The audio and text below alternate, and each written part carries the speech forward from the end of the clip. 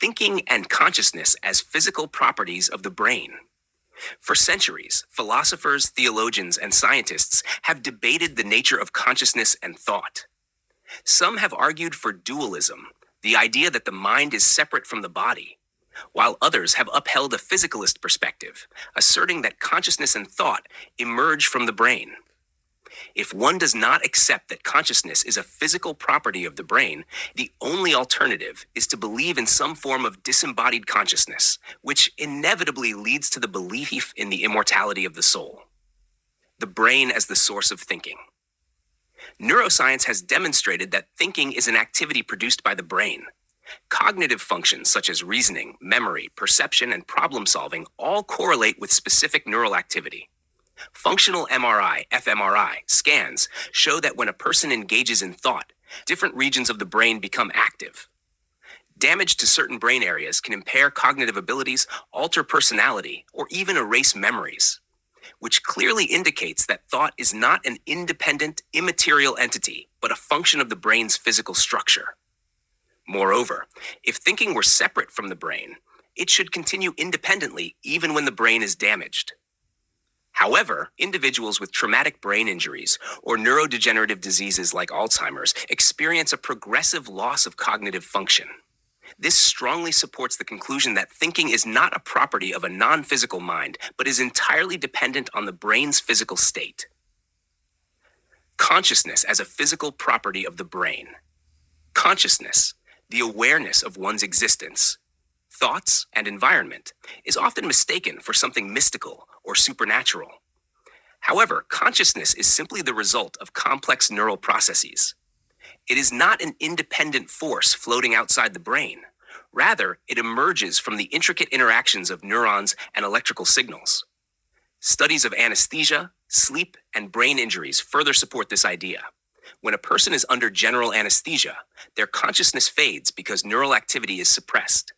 If consciousness were independent of the brain, it should persist even when the brain is inactive, but that is not what we observe.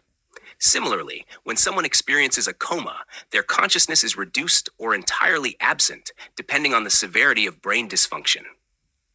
Split brain research also provides strong evidence that consciousness is tied to brain function. Patients who have undergone corpus callosotomy, severing the connection between the brain's hemispheres, sometimes display two independent streams of awareness, meaning their consciousness is not a singular, immaterial essence, but a function of brain structure. Rejecting the immortality of the soul. If one rejects the idea that consciousness is a property of the brain, the only alternative is dualism, the belief that a non-physical mind or soul exists separately from the body. However, this belief logically leads to the conclusion that consciousness can survive the death of the body, which is the foundation of belief in the immortality of the soul. If consciousness is not physical, then it must be something that exists beyond the material world. And if it exists beyond the material world, it does not necessarily die when the body does. This is why rejecting a physicalist view of consciousness inherently supports some form of afterlife belief. Those who claim that consciousness is not produced by the brain must explain how and why it would cease to exist at death if it is not tied to the brain's physical processes. If consciousness is immaterial, what mechanism would cause it to stop existing? Conclusion.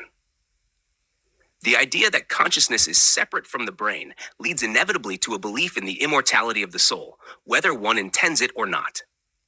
Neuroscience strongly supports the conclusion that thinking and consciousness are functions of the brain's physical structure, and any damage to the brain disrupts or eliminates these functions. Consciousness is not a mysterious, immaterial force. It is a product of neuronal activity. Trusting this scientific evidence means acknowledging that when the brain ceases to function, consciousness ceases as well, eliminating any need for belief in an immortal soul.